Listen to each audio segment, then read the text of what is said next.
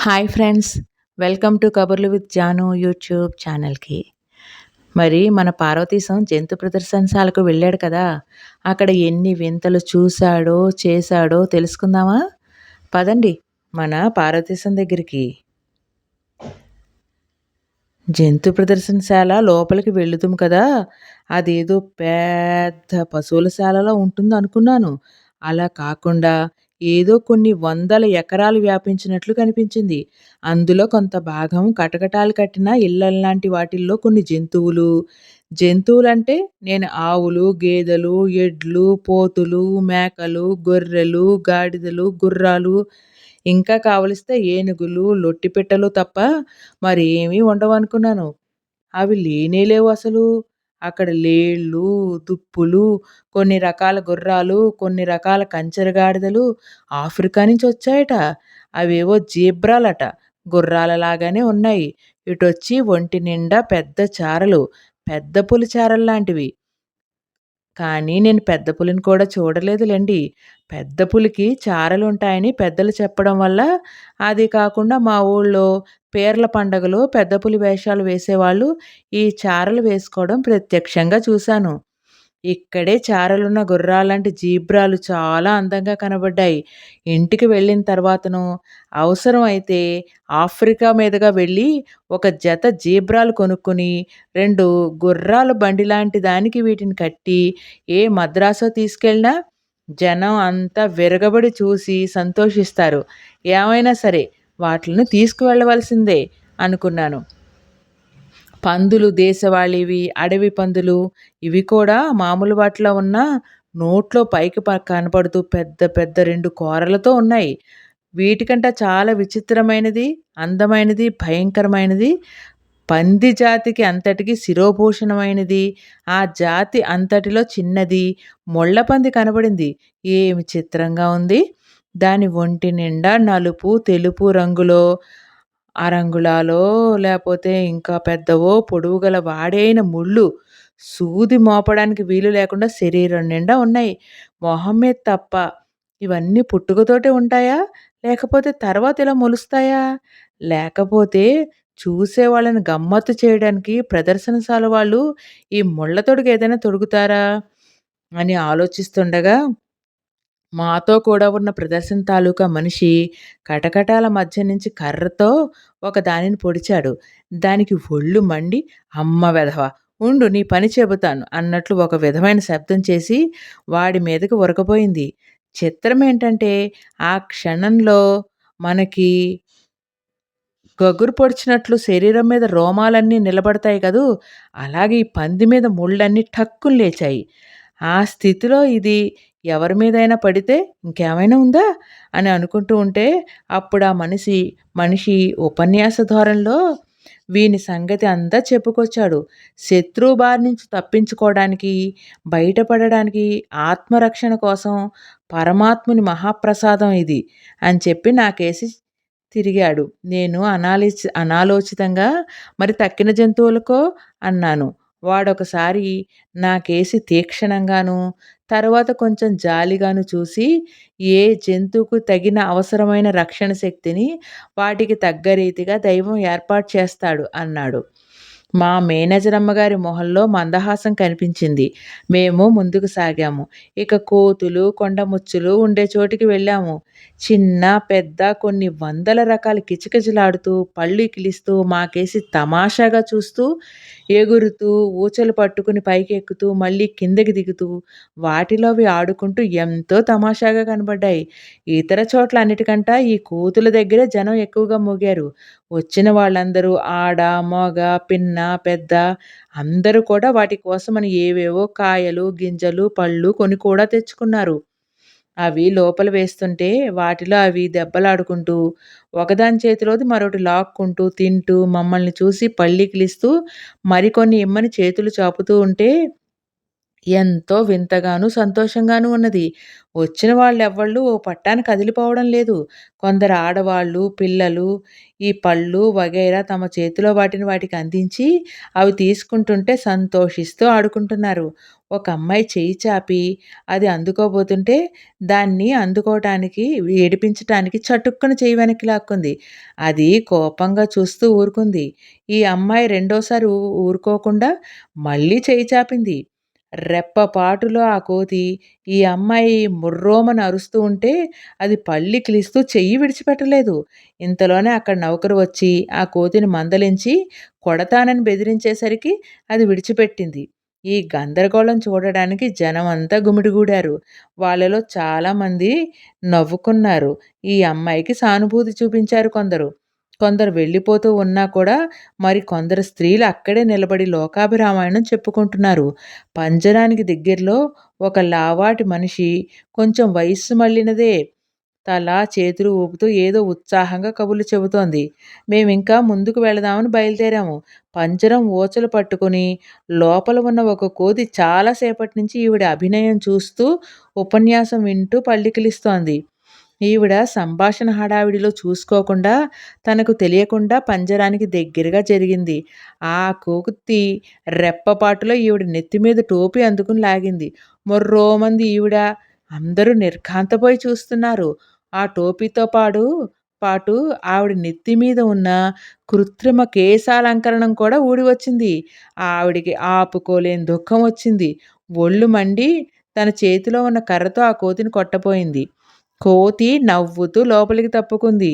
ఎటొచ్చి కటకటాల నుంచి ఈ టోపీ లాగలేక అక్కడే విడిచిపెట్టింది. ఆవిడ దాన్ని తీసుకుని ఇంతమందిలోనూ ఇది నెత్తి మీద ఎలా పెట్టుకోవడమా అని ఆలోచిస్తుండగా అక్కడొక నౌకరు వచ్చి కోతిని కోప్పడి ఆమెను పరామర్శించి ఆమె చెయ్యి పట్టుకుని దగ్గరలోనే అలంకరించుకోవడానికి స్త్రీల కోసం ఏర్పాటైన ఒక గదిలోకి తీసుకుని వెళ్ళాడు. ఆమెను చూస్తే ఎంతో జాలి వేసింది. నాకా కోతి కొంటెతనం చూస్తే నవ్వొచ్చింది. అందుకనే కాబోలు ఇళ్లల్లో అల్లరి చేస్తుంటే కోతి గుణాలు అంటుంటారు అనుకున్నాను.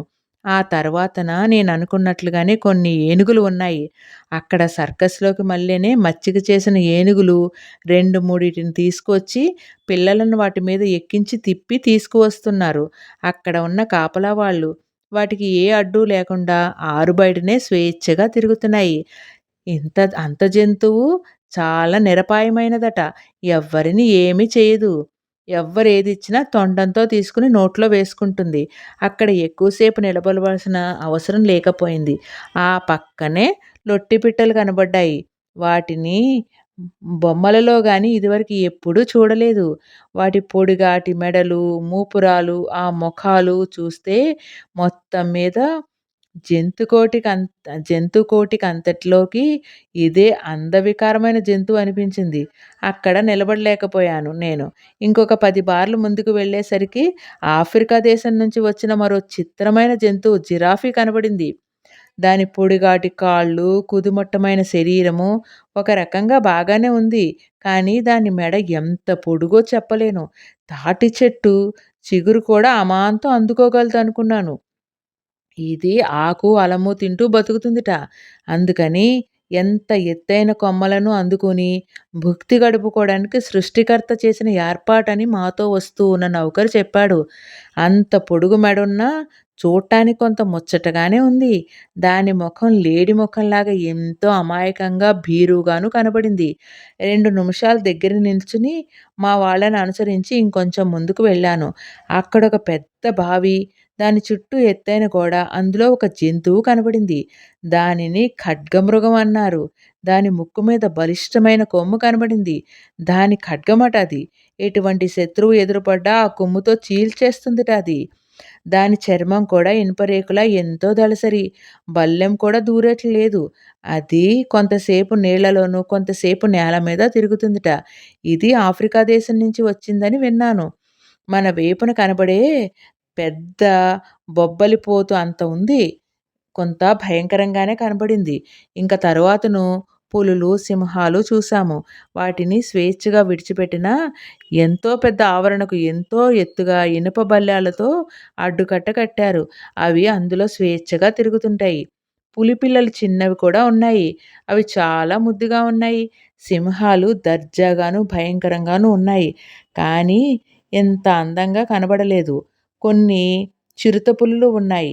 అవి చాలా అందంగా ఉన్నాయి. ఇంకా ఇలాంటి జంతువులు ఎన్నెన్నో కనబడ్డాయి.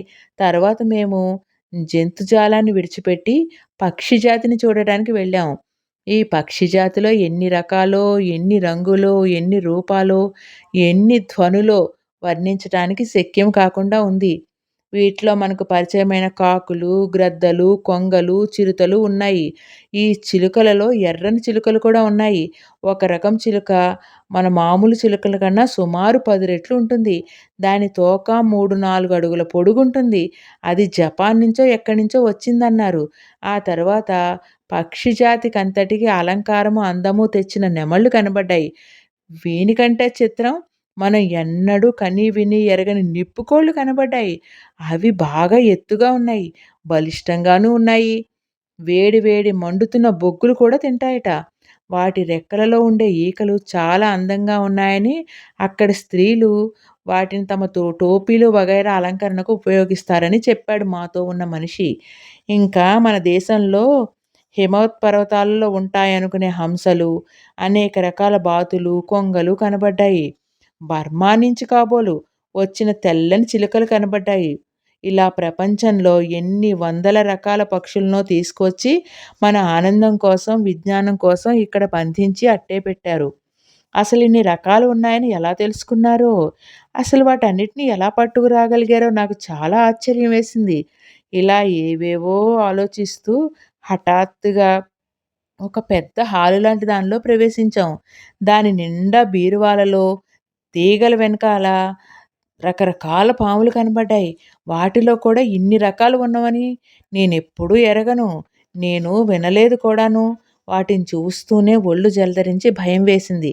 కానీ నిదానంగా చూస్తుంటే వాటిలో కూడా ఎంతో కొంత సౌందర్యం ఉన్నట్టు అనిపించింది. చాలా చిత్రమే. ఈ సౌందర్యంతో పాటు విషము, వికార ఆకారము ఎందుకు కూర్చాడా భగవంతుడు? మరికొంచెం సేపు ఇంకా ఏవేవో రకాలు చూస్తూ కాళ్ళు పడిపోతుంటే 2, 3 గంటల పాటు అలాగే ఓపికగా తిరిగి ఇంకా ఏవేవో చూడవలసి ఉన్నా అంతటితో ఆ పూట ముగించి వెనక్కి మళ్ళాము. మా మేనేజర్ అమ్మగారు మా మీద దయతలిచి ఒక టీ దుకాణం దగ్గరకు తీసుకువెళ్ళి టీలు, పలహారాలు ఇప్పించింది. పలహారాలు ముగించుకుని బయటకు వచ్చి మా కారులో కూర్చున్నాము. ఇక బసకు చేరి జోళ్ళు విప్పేస్తే కానీ అడుగు కింద పెట్టలేకపోతున్నాను. కానీ నా దురదృష్టం కొద్దీ ఈ తిప్పటం చాలదన్నట్టు ఆ ఊళ్ళో ఉన్న పెద్ద పార్కుకుట హైడ్ పార్క్ అనే ఉద్యానవనానికి తీసుకెళ్ళి కొంతసేపు అక్కడ తిప్పింది మా మేనేజరమ్మ. అక్కడ వృక్షజాతులు, పుష్పజాతులు, వింతైన రంగురంగుల ఆకుల మొక్కలు అనేకములు ఎంతో అందంగా అమర్చబడి అక్కడక్కడ కనబడ్డాయి. ఈ పార్కులో విహారానికి బళ్ళ మీదనో, గుర్రాల మీదనో కూడా గొప్ప గొప్ప వాళ్ళంతా వస్తారట. ఇది పూర్తిగా చూడాలంటే ఓ పూటో, 2 పూటలో పడుతుందనిపించింది. ఈ ఊళ్ళో ఇన్ని చూడవలసిన ప్రదేశాలు ఉంటే ఒక్కొక్కటి చూడడానికి రోజుల తరబడి పడుతుంటే ప్రత్యేకంగా ఈ లండన్ నగరం ఈ చివరి నుంచి ఆ చివర చూడటానికే ఒక సంవత్సరం సరిపోయేటట్టు ఉందనుకున్నాను. అందుచేతను ఇంకా ఈ నగరం సావకాశంగా మరో పూట ఎప్పుడైనా చూడవలసిందే అనుకున్నాను. ఈ ఊహలతో కాళ్ళు ఈడ్చుకుంటూ నెమ్మదిగా నడుస్తూ ఉంటే ఆవిడ అదే మా మేనేజర్ అమ్మగారు నెమ్మదిగా నా దగ్గరికి వచ్చి, "ఏమీ కష్టంగా ఉన్నదా నాయనా? కాళ్ళు నొప్పులు పుడుతున్నాయా? నడవడానికి ఇబ్బందిగా ఉందా? నీ ముఖం కూడా చాలా అలసిపోయి వాడిపోయినట్లు కనబడుతోంది. పోనీలే ఈ పూటకు ఇంతటితో ముగించి ఇంటికి వెళదాం" అంది నా భుజం మీద చెయ్యి వేసి నాకేసి జాలిగా చూస్తూ. ఆవిడ ఆదరణకు నాకెందుకో ఇట్టే దుఃఖం వచ్చింది. పైకి గంభీరంగా "పర్వాలేదులెండి. మనతో వచ్చిన వాళ్ళందరూ ఇంకా చూడవలసినవి ఏవైనా ఉంటే చూపించండి. నేను కాస్సేపు ఇక్కడ కూర్చుంటాను" అన్నాను సిగ్గుపడుతూ. "అబ్బెబ్బే! ఎంత మాట! నాకు పని ఉన్నది. ఈ వేళకు చూచింది చాలు. మరొకప్పుడు తర్వాత చూడవచ్చును ఏదైనా. బసకే వెళదాము పదండి" అని కారు దగ్గరకు దారి తీసింది. కారులో కూర్చుని అరగంటలో బసకి చేరుకున్నాము. అక్కడ నా కోసమే మా మిత్రుడు మీనన్ నిరీక్షిస్తూ కూర్చున్నాడు. నన్ను చూచి నవ్వి నెమ్మదిగా నాతో నా గదిలోకి వచ్చాడు. గదిలో ప్రవేశించగానే ముందు నా కాలిజోలు ఊడతీసి అవతల గిరవాటు పెట్టి మేజోలు కూడా తీసేశాను. నా బాధ గ్రహించి స్నానాల గదిలోకి వెళ్ళి వేడి నీళ్లతో పాదాలు కడుక్కుని కాసేపు ఆ వేడి నీళ్లలోనే ఉంచితే ఈ నొప్పి లాగేస్తుందని, నేను వచ్చేదాకా తను కూర్చుంటానని, ముందా పని చేసుకోమని సలహా ఇచ్చాడు. సరేనని అడుగు తీసి అడుగు వెయ్యలేక నెమ్మదిగా స్నానాల గది చేరుకుని అక్కడ మీనన్ చెప్పినట్లు వేడి నీళ్ళలో సుమారు పావుగంట సేపు కాళ్ళు పెట్టుకుని కూర్చునేసరికి చాలా ఉపశమనంగా ఉండి నొప్పి చాలా భాగం చేత్తోటి తీసేసినట్టు పోయింది. కాళ్ళు తుడుచుకుని నా గదిలోకి వచ్చాను. ఏమండి, కాళ్ళు ఎలా ఉన్నాయి? ఇప్పుడేమైనా సుఖంగా ఉందా? నొప్పేమైనా తీరిందా? అన్నాడు మీనన్. మీ దయ వల్ల చాలా భాగం బాధ తగ్గింది. ఈ రాత్రి విశ్రాంతి తీసుకుంటే రేపటికి బాగా తగ్గుతుంది అనుకుంటున్నాను. కానీ మరి ఈ రాత్రే ప్రయాణం అనుకున్నాను కదా అన్నాను. ఇంకొక 2 రోజులు ఆలస్యమైనా మునిగిపోయేది ఏమీ లేదు. మీరు కాలేజీలో చేరటానికి ఇంకా కొంత వ్యవధి ఉన్నది. అందుచేత తొందరపడకండి. రేపు వెళ్ళవచ్చు. మీకు ఇంకేమైనా ఇక్కడ కొనుక్కోవలసినవి ఉంటాయేమో ఆలోచిద్దాం. కూర్చోండి అన్నాడు. నేను కూర్చున్న తర్వాత 2 నిమిషాలు ఊరుకుని, అయితే మీకు దుస్తులు సరిపడినన్ని ఉన్నవా? ఈ చలికి మీరు ఆగగలుగుతున్నారా? ఇబ్బంది పడటం లేదు కదా అన్నాడు. చలి ఎక్కువగానే ఉన్నదండి. భరించడం కష్టంగానే ఉంది అన్నాను. మీ బట్టలు ఏమి ఉన్నాయని నేను అడుగుతున్నానని ఏమీ అనుకోక చెప్పండి. మీరు వేసుకున్న సూటు ఇండియాలో కుట్టించినదా? అలాగే ఉన్నది చూస్తుంటే. ఇక్కడ ఇది పనికిరాదు. చలిమాట ఎలా ఉన్నా ఈ కుట్టు, ఈ పద్ధతి చూస్తే ఇక్కడ అందరూ నవ్వుతారు. తర్వాత సూట్ అడుగున అండర్ ఉందా అని అడిగాడు. అదేమిటో నాకు అర్థం కాలేదు. నేను తెల్లబోయి అతనికేసి ప్రశ్నార్థకంగా చూశాను. ఊరికే సూటు తొడుక్కున్నారా? దాని అడుగున ఇంకేమీ లేదా అన్నాడు. ఇంకేమీ లేదన్నాను. అతను నిర్ఘాంతపోయి చాలా పొరపాటు చేశారు. ఇటువంటి దేశంలో చాలా ప్రమాదం. అడుగును కూడా ఉన్నితో తయారైనవి, చర్మాన్ని అంటిపెట్టుకుని ఉండే బనియన్ లాంటివి, కాళ్లకు ఒంటికి కూడా తొడుక్కుని ఉండాలి. లేకపోతే చాలా ప్రమాదం. అందుచేతను ముందు ఈ దుస్తుల సంగతి ఏదో చూడాలి. రేపు ఉదయాన్నే నేను వచ్చి మిమ్మల్ని బజారుకు తీసుకువెళ్తాను. మీకు కావలసినవి మీరు కొనుక్కుందురు గాని. రేపు గాని తప్పితే ఎల్లుండి గాని వెళుదురు గాని. పెందలాడే భోజనం చేసి సుఖంగా పడుకుంటే హాయిగా నిద్రపడుతుంది. ఈ బడలిక తగ్గుతుంది. ఉదయాన్నే వచ్చి మిమ్మల్ని కలుసుకుంటాను. గుడ్ నైట్ అని వెళ్ళిపోయాడు. అతను చెప్పినట్లుగానే నేను వెంటనే భోజనం చేశాను. వచ్చి పడుకున్నాను. కూర్చోటానికి కూడా ఓపిక లేకపోయింది. రేపు మళ్ళీ ఏం కొనాలో ఏమిటో, మళ్ళీ ఎంత ఖర్చవుతుందో అని ఆలోచనలో పడ్డాను. ఇప్పటికీ ఏ రోజుకి ఆ రోజు అయిన ఖర్చులో నా వంతు నేను మీనన్‌కి ఇచ్చేస్తున్నాను. అతను చిరునవ్వుతో థాంక్స్ అని తీసుకునేవాడు. ఈవేళ ఖర్చంతా మా మేనేజరమ్మ పెట్టింది. ఎవళ్ళని ఒక కాని అడగలేదు. ఎవరు ఇవ్వనేలేదు. ఇదంతా ఆఖరిన బిల్లులో చేరుస్తుందో, లేకపోతే గవర్నమెంట్ వారు చేసిన ఉచిత ఏర్పాటో తెలియలేదు. ఇది ఏమి తడిసి మోపెడవుతుందో అనే ఆలోచన పూర్తి కాకుండానే నాకు తెలియకుండానే నిద్రలో పడ్డాను. ఉదయాన్నే లేచి దంతధావనాధికాలు పూర్తి చేసుకునేసరికి మీనన్ మిత్రుడొచ్చాడు. ఏమి సోదరా, బయలుదేరదాము. సిద్ధంగా ఉన్నావా అన్నాడు. మేమిద్దరం భోజనాల హాల్లోకి వెళ్ళి టీ పలహారాదులు ముగించి వీధిలోకొచ్చాము. సుమారు ఒక ఫర్లాంగ్ నడిచి పక్కకి తప్పుకుని ఒక పెద్ద గేటు దాటి లోపలికి వెళ్ళాము. 2 నిమిషాలలో మీనన్ 2 టిక్కెట్లు తీసుకొచ్చాడు. ఇప్పుడు ఈ టిక్కెట్లేమిటి అని అడిగేలోపే నన్ను రెక్క పట్టుకుని మరో గేట్లో నుండి లోపలికి లాక్కెళ్ళాడు. మేము లోపలికి అడుగు పెట్టడం, ఆ గేటు ధపీమని మూసుకోవటం, టపీమని మేము పాతాళంలోకి దిగిపోవటం అన్నీ కు అనేలోపు అయిపోయాయి. నేను కెవ్వుమందాం అనుకునేలోపు మళ్ళీ తెరిచిన చప్పుడు కావటం, మీనన్ నన్ను రెక్క పట్టుకుని వెలుపలికి తీసుకెళ్ళటం, ఏమిటిది అనే లోపునే రైలు రావటం, మేము అందులో కూర్చోవటం జరిగిపోయాయి. అప్పుడు మీనన్ నా వీపు తట్టి, ఏమీ భయం లేదులే, ఇందాక చాలా కంగారు పడ్డావు కదూ, అక్కడ మాట్లాడడానికి దేనికి వ్యవధి లేకపోయింది. ఇందాక మనం టిక్కెట్ తీసుకుని గేట్లో నుంచి వచ్చామే, అది లిఫ్ట్ అన్నమాట. అంటే అందులో నుంచిన తలుపు మూసేసి ఒక మర నొక్కితే అది మనుషులకి కిందకి గాని, పైకి గాని తీసుకెళ్తూ ఉంటుంది. ఈ ఊళ్ళో ఈ 2 రోజుల నుంచి చూస్తున్నావు కదా!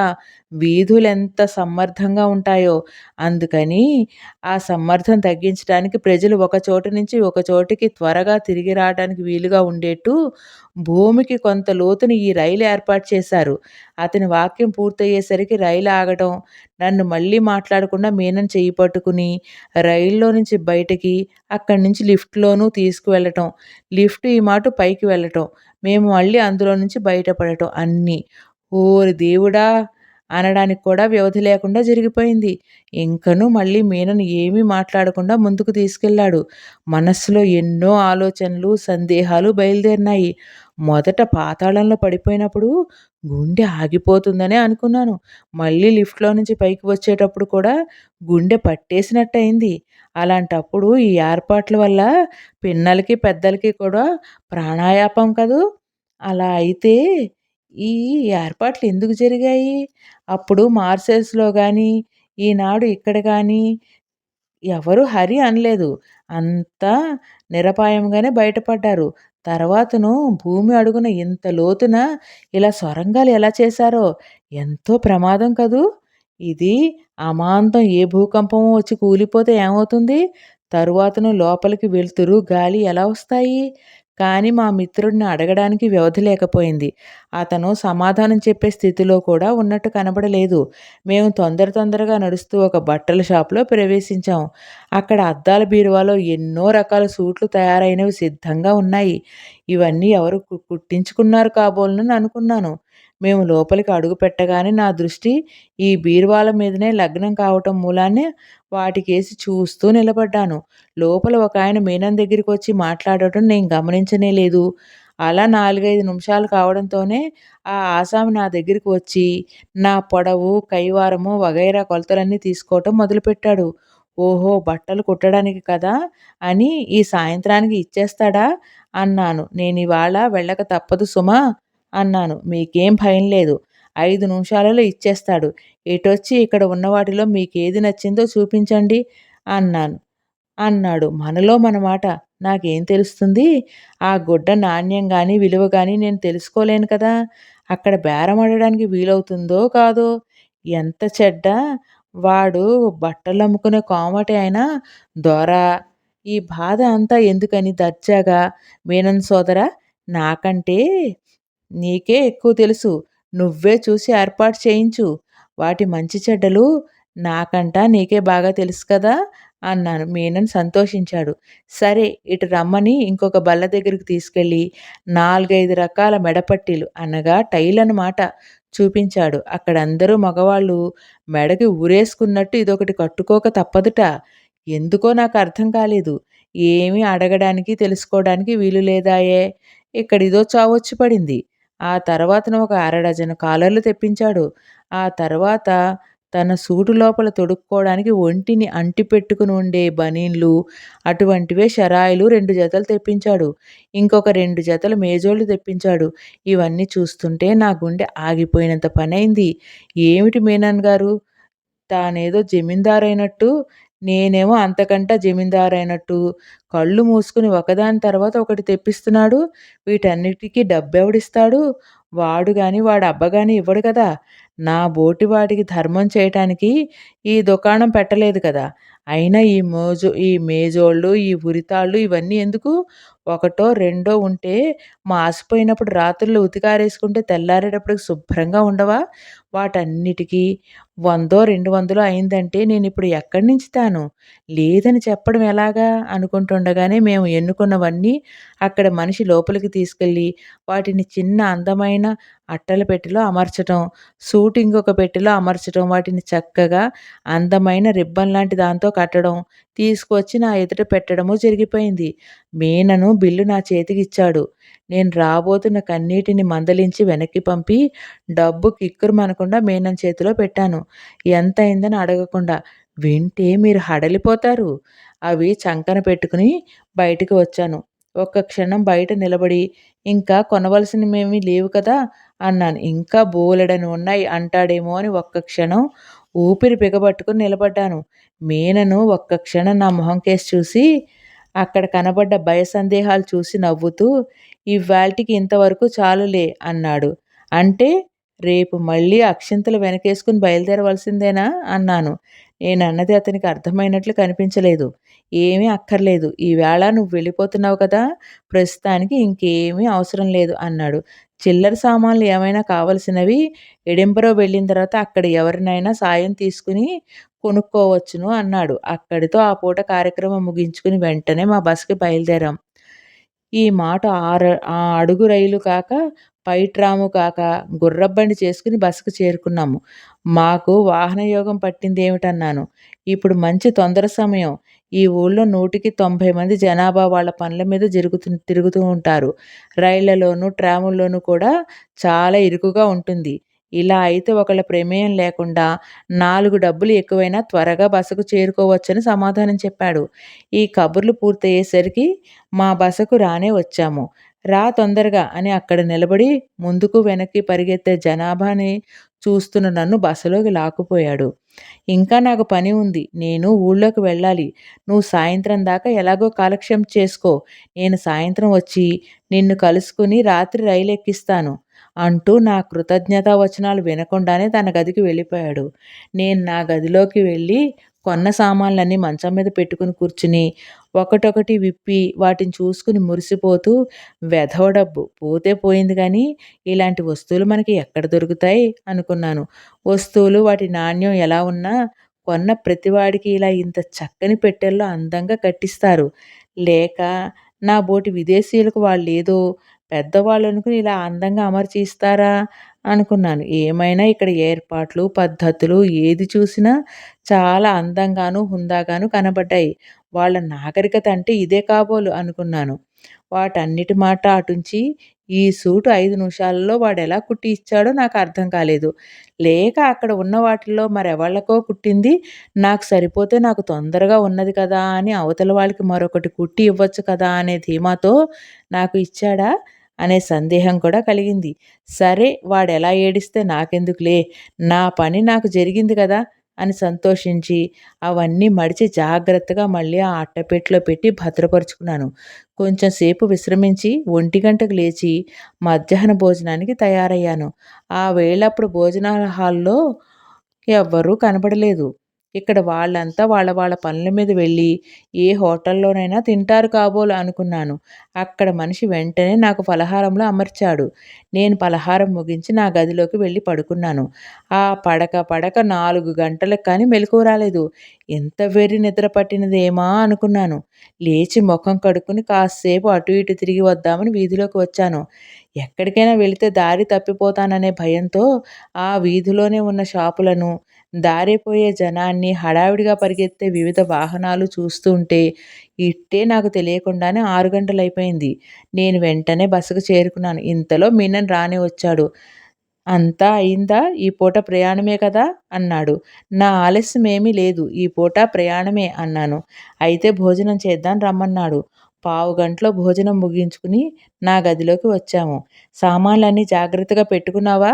అన్నాడు మీనన్. "అన్నీ సర్దుకున్నాను" అన్నాడు. "బట్టలు బాగున్నాయా?" అన్నాడు. "నువ్వు కొనడము, అవి బాగుండకపోవడమునా?" అన్నాను.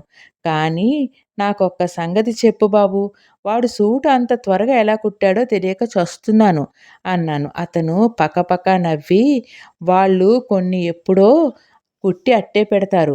అవి వచ్చిన వాళ్ళకి ఎవరికి సరిపోయింది వారికి ఇస్తారు.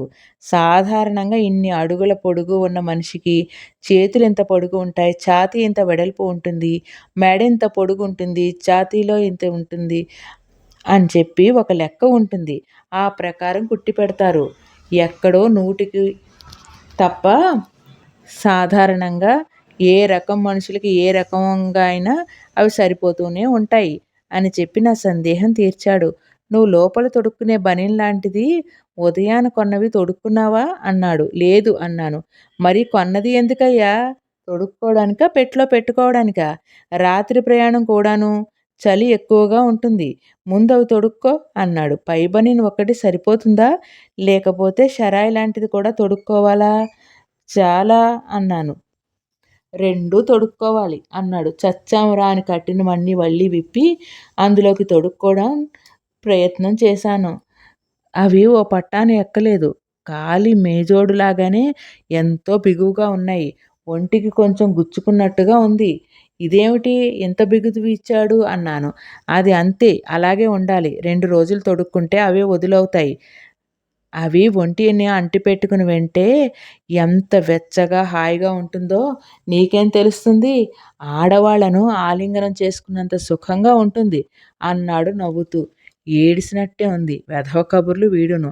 అస్తమాను ఆడవాళ్ళను ఆలింగనం చేసుకుంటూ కూర్చుంటాడు కాబోలు అనుకుంటూ కొంచెం సిగ్గుపడ్డాను. ఇవన్నీ నెమ్మది మీద తెలుస్తాయిలే అంటూ బయలుదేరదాం అన్నాడు. నేను త్వరగా దుస్తులు తొడుక్కోవడం ముగించుకుని మళ్ళీ సామాను కట్టేసుకుని బయటకు వచ్చాను. అక్కడ ఉండే నౌకరును మీనన్ పిలిచాడు. వాడు సామాను తెచ్చి వీధిలో పెట్టాడు. మేము హాల్లోకొచ్చి అక్కడ మహంకాళి మేనేజరమ్మ దగ్గరికి వెళ్ళి, నేను Edinburgh వెళుతున్నానండి.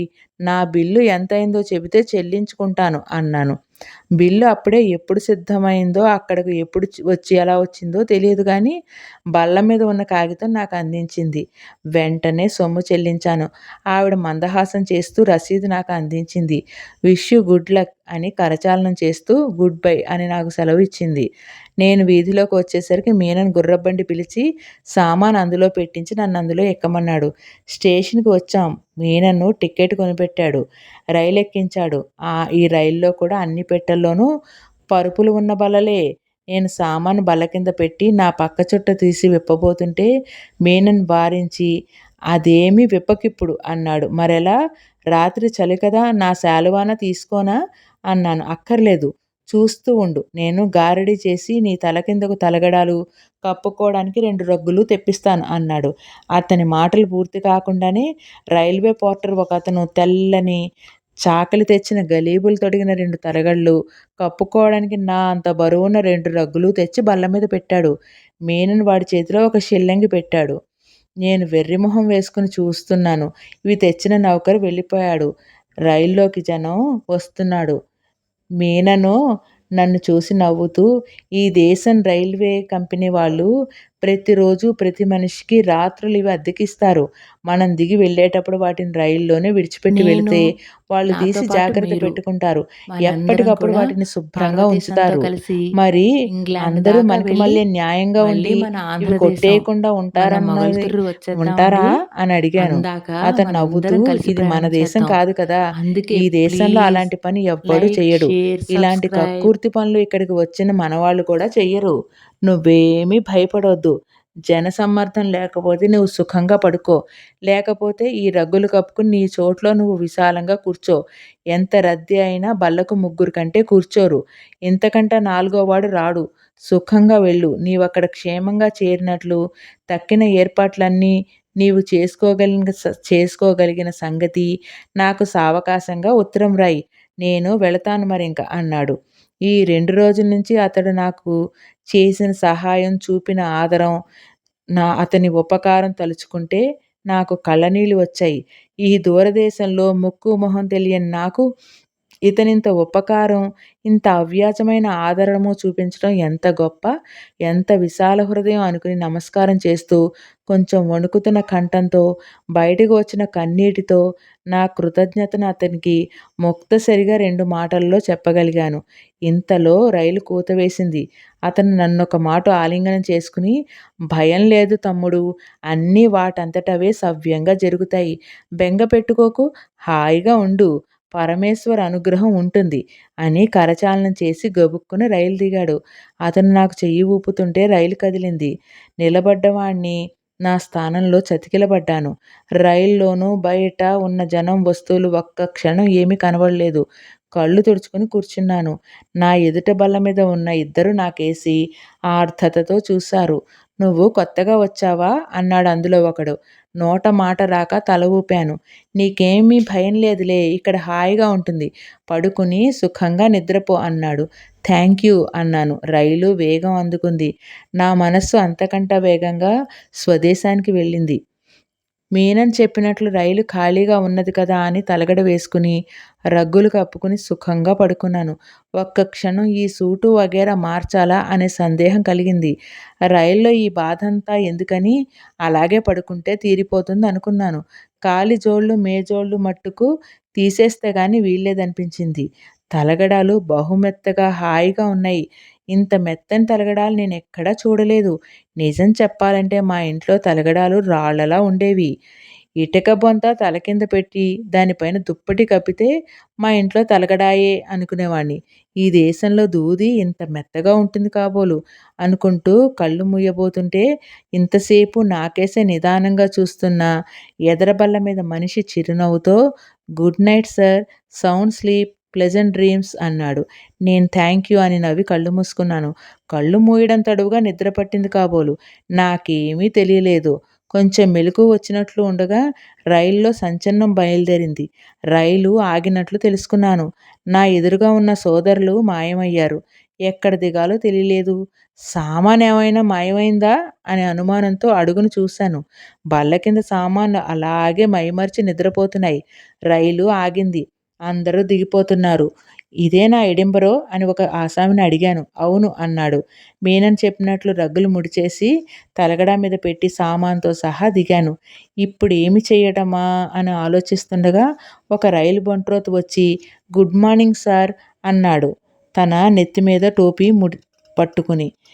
"Sound sleep sir. Where are you going sir? Can I help you తమరే" అని చెప్పేసి వినయంగా అడిగాడు. వాడి వినయ విధేయతలు చూస్తే నాకు ఎంతో ముచ్చట వేసింది. నేనెక్కడికి వెళ్ళాలో తెలీదు. ఊళ్ళోకి వెళ్ళి గది ఏమైనా చూసుకునే వరకు ఏం చేయడమా అని ఆలోచిస్తున్నాను. ఈ స్టేషన్‌లోనే గదులుంటాయా అండీ? ఈ సామాను అందులో పెడతాను. మీరు సావకాశంగా పలహారం అది చేసి ఊళ్ళోకి వెళ్ళవచ్చు.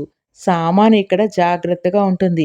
అవసరమైతే 1, 2 రోజులు ఆ గదిలోనే కొద్దిపాటి అద్దె ఇచ్చి ఉండవచ్చు" అన్నాడు. బ్రతుకు జీవుడా అనుకుని థ్యాంక్ యూ అన్నాను. వాడు నా సామాను సహితంగా నన్నో గదిలోకి తీసుకెళ్ళి సామాను అక్కడ పెట్టి పక్కనున్న చిన్న గది మరొకటి చూపించి "అందులో మీరు కాలకృత్యాలు తీర్చుకోవచ్చును. అక్కడ గోడనున్న బొత్తాం లాంటిది నొక్కితే మనిషి వచ్చి మీకు పలహారం వగైరా తెచ్చిపెడతాడు" అని నాకో సలాం పెట్టి నెమ్మదిగా గది తలుపు నా వెనకాల మూసుకుని బయటకు వెళ్ళిపోయాడు. చాలా ఆశ్చర్యమనిపించింది. సరే, ఏకంగా వెళ్ళేటప్పుడు ఏదైనా ఇవ్వవచ్చు అనుకున్నాను.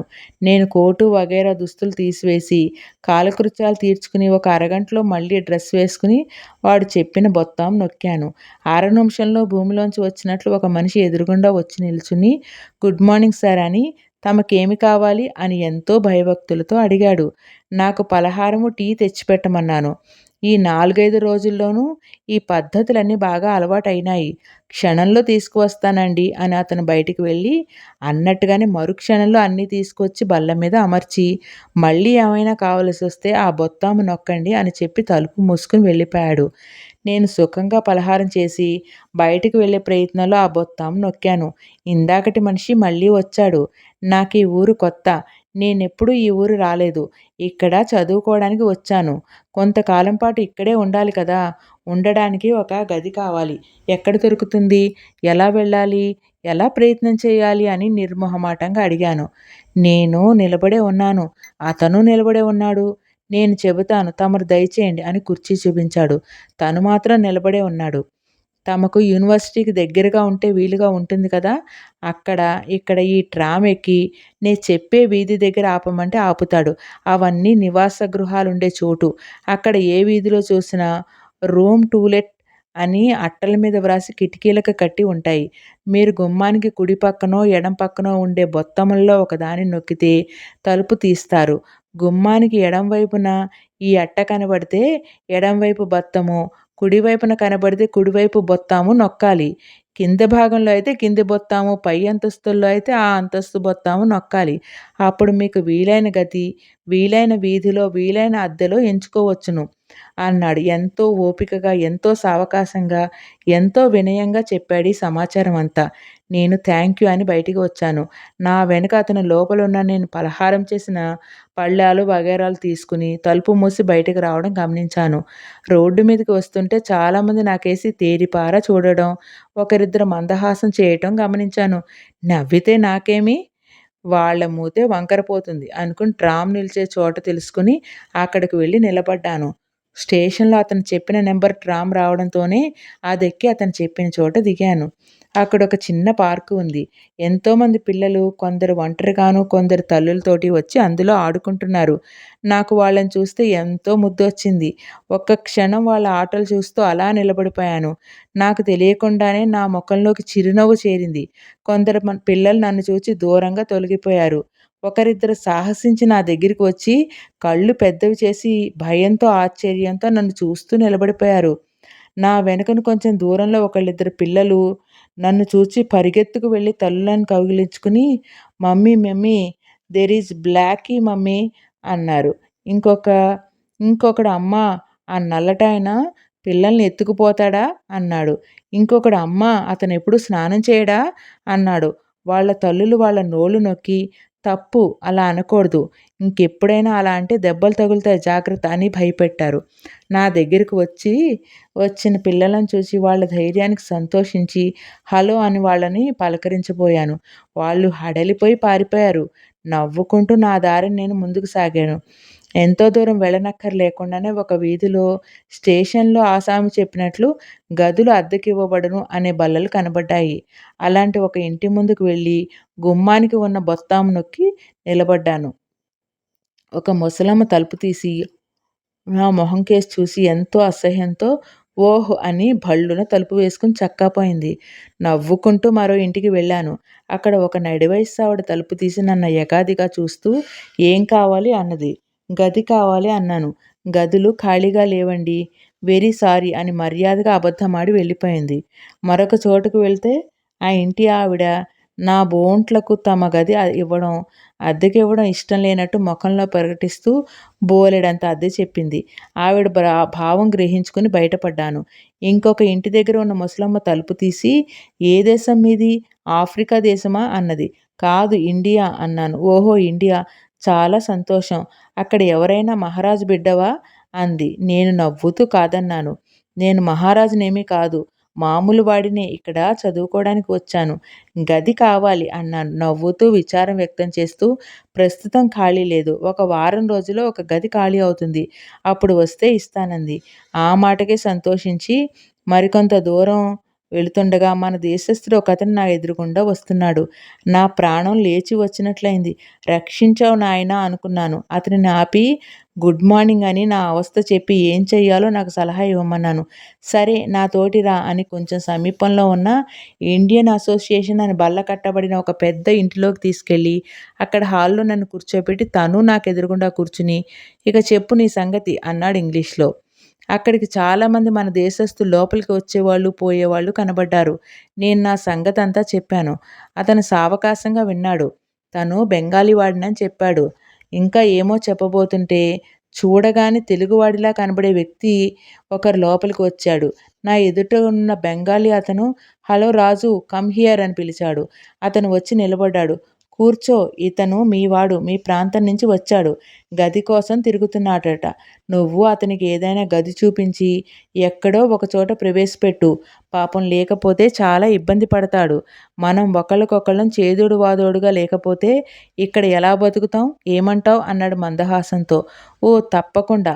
అలాగే నేను చూస్తానులే నువ్వెళ్ళు" అన్నాడు రాజు. అతను లేచి "అబ్బాయి మనం మళ్ళీ సావకాశంగా కలుసుకుందాం. ఈ రాజు మీ ప్రాంతం వాడే. చాలా మంచివాడు. మీకు కావలసిన సహాయం అతను చేస్తాడు. నాకు పని ఉంది. నేను వెళుతున్నాను" అని నాకొక కరచాలనం చేసి వెళ్ళిపోయాడు. అతను ఖాళీ చేసిన కుర్చీలోకి రాజు వచ్చి కూర్చుని "ఏం బాబూ మీదే ఊరు? ఎక్కడి నుంచి వచ్చావు? ఎప్పుడొచ్చావు? సంగతి, సందర్భాలు అన్నీ చెప్పు నాయనా" అంటూ తన మీద తనది భీమవరమని, అంచేత తెలుగువాడినని, క్షత్రియుడినని చెప్పుకుని "ఇంక చెప్పు నీ సంగతి" అన్నాడు. టూకీగా ఒక్క అక్షరం కూడా పొల్లుపోకుండా అప్పటి వరకు జరిగిన వృత్తాంతమంతా చెప్పాను. "నీ సామాను అది ఎక్కడ ఉంది" అన్నాను. "స్టేషన్‌లోనే పెట్టాను" అన్నాడు. "సరే అయితే లే వెళదాం. నీ సామాను తీసుకుని నా గదికి చేరుద్దాం. నీకు గది దొరికే వరకు నా దగ్గరే ఉందుగాని. నీకేమీ ఇబ్బంది ఉండదు. సుఖంగానే ఉంటుంది" అన్నాడు. నేను బయలుదేరి స్టేషన్‌కి వెళ్ళి సామాను తీసుకుని, అక్కడ నౌకర్లకు మామూలు చెల్లించుకుని రాజు గదికి చేరుకున్నాను. నేను కొంతసేపు సుఖంగా అక్కడ విశ్రమించాను. సాయంత్రం 4 గంటలకి నేనేమీ చెప్పకుండానే ఇంటి ఆవిడ నాకు టీ, రొట్టె వగైరా తీసుకొచ్చి బల్ల మీద అమర్చింది. అది నేను ఆరగించి ఆ గదిలో పుస్తకాలు తిరగేస్తూ కాసేపు కూర్చునేసరికి రాజు కాలేజీ నుంచి వచ్చాడు. "ఏవండీ, సావకాశంగా విశ్రాంతి తీసుకున్నారా? టీ అది తీసుకున్నారా?" అన్నాడు. "ఆహా! అన్నీ అయినాయి. ప్రాణం ఎంతో హాయిగా ఉంది" అని ఇక్కడ పుస్తకాలు అవి అక్కడే పడేసి మీరు ప్రక్షాళన చేసుకుని వస్తారా? అడిగాను.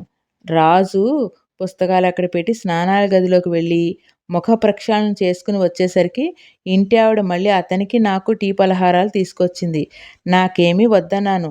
అప్పుడు తను నాకు నేర్పిన ప్రథమ పాఠం ఏంటంటే, ఇక్కడ ఏ వేళప్పుడు ఎవరు ఇచ్చినా టీ మట్టుకు వద్దనకూడదు. మన దేశంలో కాళ్ళు కడుక్కోవడానికి నీళ్ళు, సేద తీర్చుకోవడానికి చల్లటి మంచినీళ్ళు గుమ్మంలోకి రాగానే ఇచ్చినట్లు, ఈ దేశంలో అన్ని వేళలా కష్టాల్లోనూ, సుఖంలోనూ కూడా ముందు టీ ఇస్తారు. వద్దనకూడదు అన్నాడు రాజు. తర్వాత ఆ గదిలో, ఆ లండన్‌లో మన పార్వతీశం ఎలా అడ్జస్ట్ అయ్యాడో తెలుసుకుందామా? మరి నాతో పాటు పదండి. మరొక భాగంలో కలుసుకుందామండి. ఉంటాను. నేను, నాతో పాటు మీరు, మనందరం కూడా పార్వతీశంతో కలిసి ఇంగ్లాండ్ దాకా వెళ్ళి, మళ్ళీ మన ఆంధ్రదేశం, మన మొగల్తూరు వచ్చేద్దామండి. అందాక మనందరం కలిసి ప్రయాణం చేద్దాం. అందుకే ప్లీజ్ లైక్, షేర్, సబ్స్క్రైబ్.